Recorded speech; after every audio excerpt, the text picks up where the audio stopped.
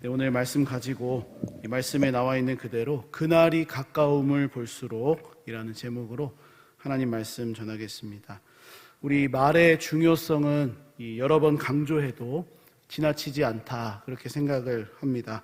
우리 성경에도 잠언 18장 21절 말씀 보니까 죽고 사는 것이 혀의 힘에 달려있다. 혀를 쓰기 좋아하는 자는 혀의 열매를 먹으리라, 이렇게 말씀하고 있습니다. 그러므로 우리가 기억해야 되는 것이 있다면 내가 하는 말, 내가 하는 이 말에 힘이 있다라는 것이죠. 그 말의 힘을 가지고 사람을 살리기도 하고 죽이기도 할 수 있다. 이것을 우리가 늘 기억하면서 살아가야 하겠습니다. 이것은 하나님을 믿는 사람이든 믿지 않는 사람이든 모두가 다 동의하리라고 생각합니다. 아주 오래전에 출판되어 가지고 지금까지도 여러 가지 이 어떤 시리즈로 쭉 알려져 있는 인간관계에 대한 책이 하나 있습니다. 아주 유명한 책인데 게리 체프먼이라는 사람의 5가지 사랑의 언어라는 책입니다. 이 책에서도 이 말에 대해서 가르쳐 줍니다. 사람마다 사랑을 느끼는 언어, 이것이 다른데 그것이 대표적으로 5가지의 모습으로 나뉘어진다라고 이 책에서 설명을 하고 있습니다. 이 5가지 사랑의 언어 중에 포함되어 있는 것 중에 하나가 인정하는 말입니다. 그러니까 어떤 사람이 나에게 인정해 주는 말을 할 때, 내가 그 말을 들을 때 그때 사랑을 느낀다라는 것이죠. 여기 인정해 주는 말에는 칭찬도 포함되어 있고 격려 같은 그런 말이 포함되어 있습니다. 이처럼 우리가 하는 이 말 한마디 한마디는 다른 사람을 향해서 사랑을 느끼게 함으로써 힘이 나게도 할 수 있고 때로는 힘이 쭉 빠지게 만들어서 죽일 수도 있는 이 영향력을 가지고 있다고 하겠습니다. 그런 의미에서 하나님을 믿는 우리는 우리의 말로써 다른 사람을 세워주고 격려해주고 사랑을 느끼게 하는 일에 힘써야 되겠습니다. 오늘 본문의 말씀도 이것을 가르쳐 주고 있습니다. 24절 말씀을 보면 성도가 어떻게 살아가야 되는지를 권면하면서 서로 돌아보아 사랑과 선행을 격려하며 이렇게 말씀합니다. 그러므로 하나님의 자녀된 우리들, 이 말씀 그대로 행해야 되겠죠. 서로 돌아보면서 격려하는 삶을 살아야 하겠습니다. 특별히 여기서 격려라는 이 단어의 뜻은 어떤 좋은 의미로 좀 이렇게 우리가 쓰이는 경우들이 많이 있는데 사실은 이 원어적인 의미가 자극시키다라는 의미입니다. 이 영어 성경을 보니까 이 스퍼라는 자극하다라는 이 단어를 사용하고 있는데 이것은 긍정적인 의미도 있고 부정적인 의미도 있습니다. 둘 다 사용이 가능한 것이죠. 좋은 의미로 사용됐을 때는 긍정적인 자극이 되지만, 격려가 되지만 부정적인 자극을 주었을 때는 그 사람을 죽게도 만들 수 있는 그런 어떤 이 선동이 될 수도 있고 어떤 이렇게 이 떠미는 그런 일이 될 수도 있다라는 것을 우리가 이제 기억을 해야 되겠습니다. 그러므로 우리는 이 서로 돌아보며 격려하는 삶을 살아야 되겠는데 부정적으로 그 사람을 막 이렇게 선동하고 자극시키며 사는 것이 아니라 긍정적인 자극을 주어야 하겠습니다. 쉽게 말하면 선한 영향력을 주며 살아가야 한다라는 겁니다. 우리는 이 땅을 살아가면서 많은 영향력을 받습니다. 선하고 좋은 영향도 우리가 받지만 정말 우리가 나쁜 영향도 받으며 살아가죠. 우리의 마음을 상하게 하는 것, 아프게 만드는 그런 자극들을 우리가 받습니다. 그래서 하나님의 자녀인 우리들은 이 땅을 살아가면서 이 모든 것을 받기 때문에 이것을 우리가 그대로 표출하면 안 되고 이것을 받았을 때 선하게 그것을 바꿔낼 수 있는 어떤 요소가 필요한 것입니다. 다른 사람으로 하여금 용기가 나게 하고 위로와 소망을 얻게 하는 일을 우리가 적극적으로 감당해야 한다는 것입니다. 그렇다면 우리가 어떻게 하면 이 서로를 격려해주고 이 정말 선하고 긍정적인 자극을 주며 살 수 있는지 오늘 말씀을 통해서 한 2가지 정도 간단하게 은혜를 생각해 보겠습니다. 첫째로 오늘 말씀 보니까 우리가 이 긍정적인 자극을 주면서 격려하기 위해서는 어떤 상황에서도 미쁘신 하나님을 신뢰해야 된다, 그렇게 가르쳐주고 있습니다. 본문 23절 보면 또 약속하신 이는 미쁘시니 우리가 믿는 도리의 소망을 움직이지 말며 굳게 잡고, 이렇게 말씀합니다. 그러므로 우리가 서로 격려하기 위해서 또 그 사람에게 긍정적으로 용기가 나게 하고 위로와 소망을 얻게 하는 삶을 살기 위해서는 우리가 해야 할 것이 있습니다. 미쁘신 하나님을 신뢰하는 겁니다. 하나님은 미쁘시다라는 이 말, 원래 이제 이 말이 좀 오타 아닌가? 이렇게 이제 생각하시죠. 하나님은 이쁘시다. 뭐 이렇게 우리가 이제 생각해 볼 수도 있는데, 이 미쁘다라는 이 말은 순 우리말입니다. 저도 이제 검색해서 이제 좀 찾아봤는데, 이 순 우리말인 미쁘다라는 이 말은 믿음직하다, 신실하다라는 의미를 가지고 있다고 합니다. 성경을 보니까 하나님에 대해서 묘사할 때 종종 미쁘다라는 이 말이 등장하지 않습니까? 그러니까 하나님이 미쁘시다라고 할 때는 하나님은 정말 믿을 만한 분이다, 하나님은 확실하신 분이다, 하나님은 변치 않고 신실하신 분이시다, 이것을 우리에게 보여줍니다. 그래서 하나님이 미쁘시다라는 이 말은 하나님께서는 약속하신 것을 그대로 이루시고 끝까지 지켜나가시는 분이시다, 이런 의미를 가지고 있지요. 그러니까 당연히 자연스럽게 이것을 믿고 확신하는 성도는 어떤 상황에서도 우리를 위해 선하게 일하시는 하나님을 신뢰하게 되는 것입니다. 그래서 이 주변에 있는 성도들, 낙심한 자들이 있습니다. 시험에 드는 성도들이 있습니다. 혹은 뭐 여러 가지 어려움 때문에 굉장히 아파하는 그런 성도들을 볼 때 미쁘신 하나님을 신뢰함으로써 격려해 줄 수가 있는 겁니다. 하나님께서 언제나 선하게 일하시니 낙심하지 마십시오. 나도 그렇게 어려운 일을 당했었습니다. 그러나 하나님께서 결국에 선하게 인도해 주더라고요. 이렇게 말하면서 이 위로해주고 격려해주는 것, 이것이 바로 하나님을, 미쁘신 하나님을 신뢰하는 성도의 자세라는 겁니다. 제가 이렇게 성경을 보니까 하나님은 어떤 분이실까 이렇게 좀 고민하고 묵상하다 보니 하나님은 우리를 격려해 주시는 분이다, 이런 마음이 들었습니다. 창세기 1장에서도 하나님은 우리를 격려해 주시는데, 하나님께서 이 세상을 창조하신 이후에 하신 말씀이 무엇인지 아시지요? 창세기 1장 31절에 하나님께서 이렇게 말씀을 하십니다. 하나님이 지으신 모든 것을 보시니 보시기에 심히 좋았더라. 아멘. 특별히 이 말씀은 여섯째 날 모든 것을 다 지으시고 마지막으로 여섯째 날 아담과 하와를 만드신, 사람을 창조하신 하나님께서 하신 말씀인데, 저는 이 말씀이 아담과 하와를 향해서 하나님이 격려해 주시는 말씀이라고 이 생각을 해봤습니다. 왜냐하면 그 이유가 무엇이냐면, 하나님의 형상대로 지음받은 아담과 하와인데, 하나님의 형상대로 지음받았다고 해서 아담과 하와에게 부족한 것이 없었을까요? 하나님이 보실 때는 아마도 완벽하신 하나님, 완전하신 하나님이시니까 이 연약한 인간을 바라볼 때 좀 애처로운 마음도 있고 좀 뭔가 이렇게 부족한 부분도 분명히 보이셨을 것 같습니다. 그런데 분명히 부족한 존재임에도 불구하고 하나님께서 그들을 향해 무엇이라고 말씀해 주고 계십니까? 보시기에 심히 좋았더라. 옷도 다 벗고 있습니다. 둘이 다 벗고 있는데도 부끄러워하지 않는 그 상태. 그런데도 하나님은 아담과 하와를 향해서 보기에 심히 좋았다, 그렇게 격려해 주고 계십니다. 우리도 마찬가지죠. 예수 안에서 우리가 구원받았습니다. 새로운 피조물이 되었습니다. 하나님의 자녀입니다. 그러나 여전히 부족하고 연약합니다. 끊임없이 죄도 짓습니다. 넘어지기도 합니다. 하나님이 기뻐하시지 않는 모습으로 살아갈 때도 있습니다.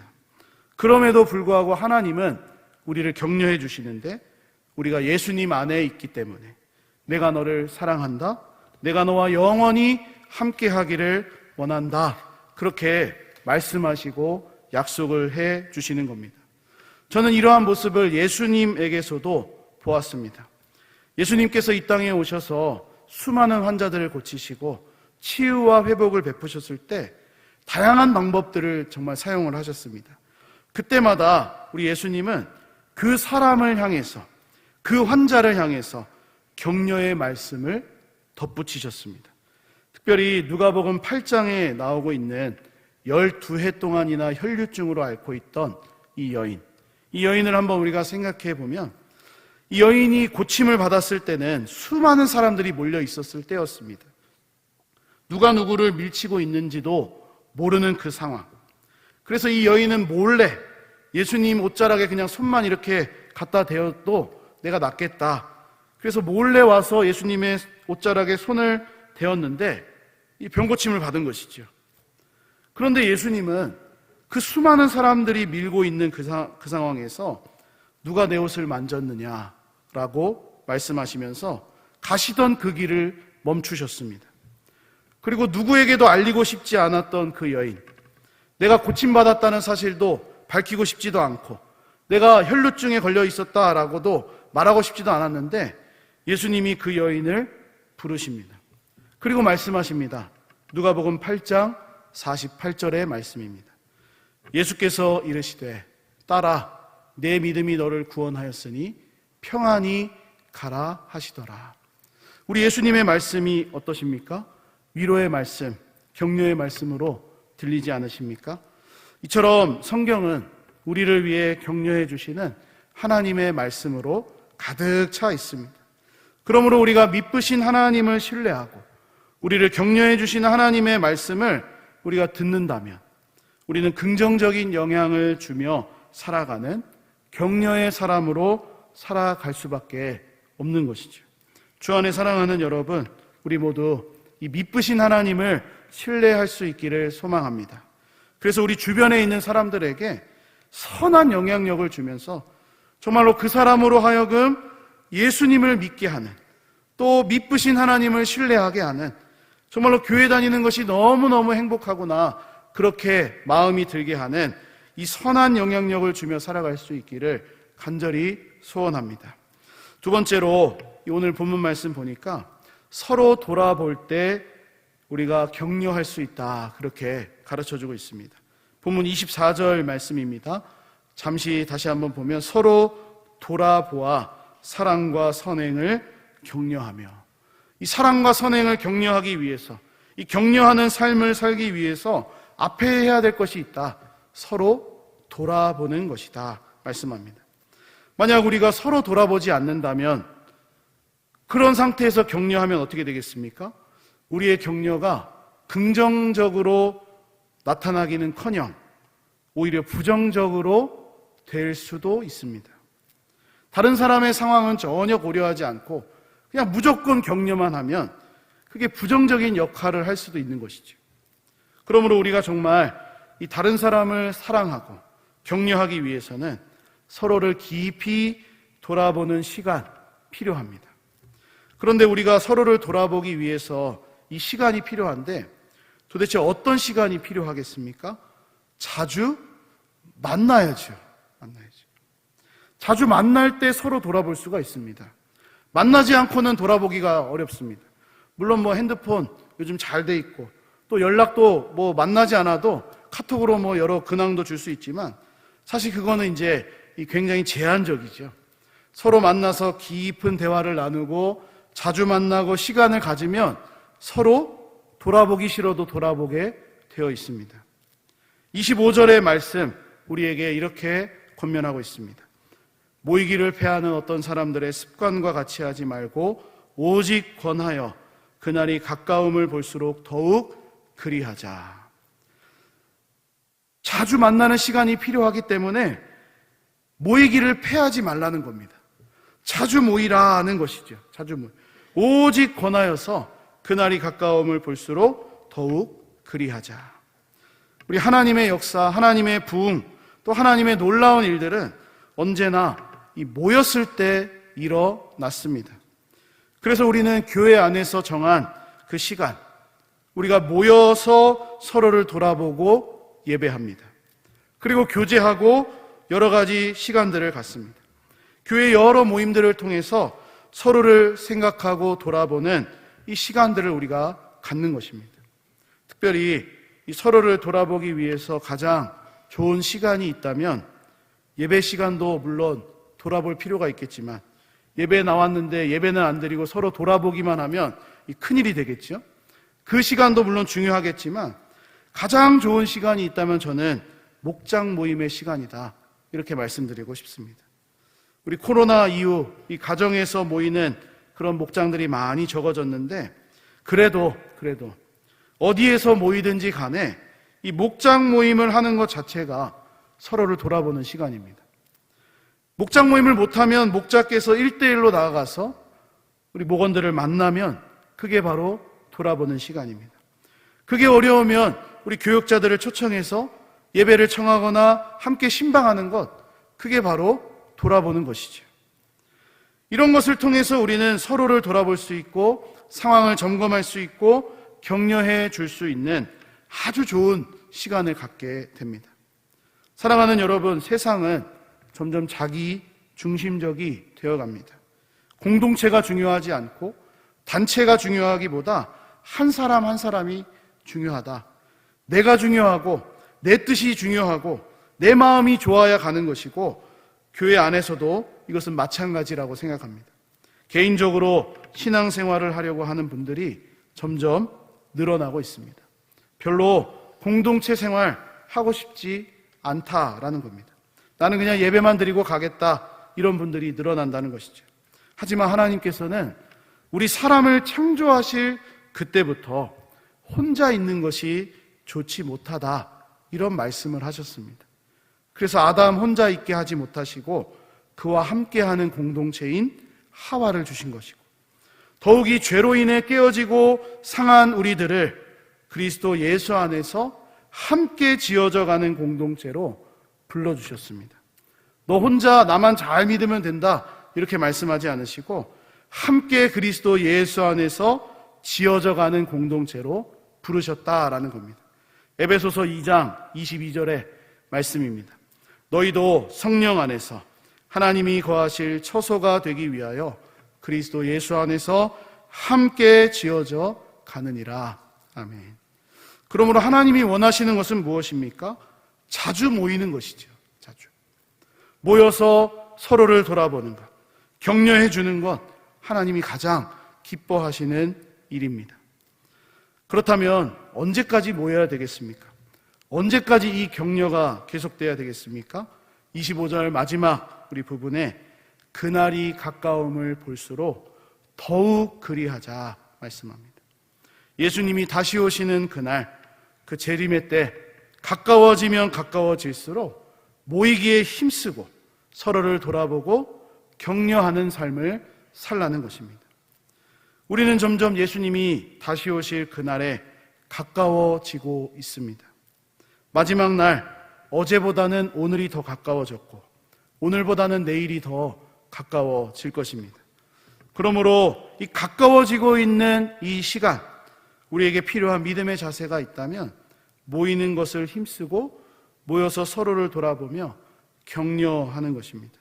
주 안에 사랑하는 여러분, 오늘 말씀 제목에 그대로 그날이 가까움을 볼수록 더욱 모이기에 힘쓰는 우리 모두가 되기를 바랍니다. 모여서 어떤 이야기 하십니까?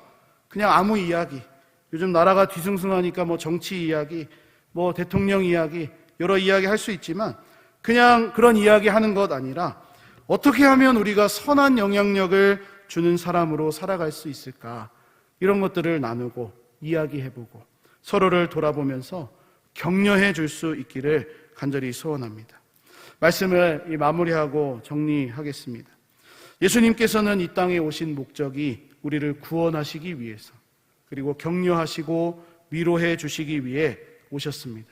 그러므로 예수님을 믿는 우리들, 예수님 안에서 하나 된 우리들도 이 예수님으로부터 선한 영향력을 받아서 격려해 주고 위로해 주는 삶을 살아야 하겠습니다. 만약 우리가 이 선한 영향력을 주지 못하면 오히려 이 믿는 자들을 실족하게 하는 일을 할 수도 있습니다. 그것처럼 안타깝고 가슴 아픈 일 없을 것입니다.